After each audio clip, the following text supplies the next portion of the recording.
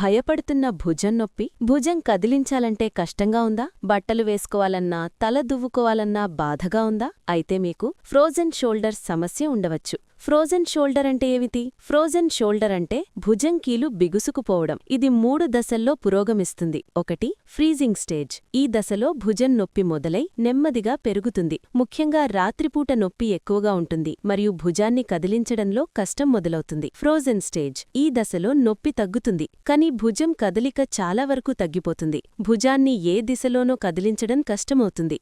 ఇది రోజువారీ పనులకు ఇబ్బందిగా మారుతుంది. Thawing stage. ఈ చివరి దశలో భుజం కదలిక నెమ్మదిగా తిరిగి రావడం మొదలవుతుంది. నొప్పి కూడా పూర్తిగా తగ్గిపోతుంది. చికిత్స ఎందుకు ముఖ్యం? ఈ మొత్తం ప్రక్రియ పూర్తిగా నయమవడానికి నెలల నుండి సంవత్సరాలు పట్టవచ్చు. కాబట్టి తొలి దశలోనే చికిత్స తీసుకోవడం చాలా ముఖ్యం. నిర్లక్ష్యం చేస్తే భుజం పూర్తిగా బిగుసుకుపోవచ్చు. ఫ్రోజన్ షోల్డర్ గురించి మరిన్ని వివరాల కోసం ఈరోజు తిరుపతిలోని మా మారుతి స్పైన్ క్లినిక్ని సంప్రదించండి.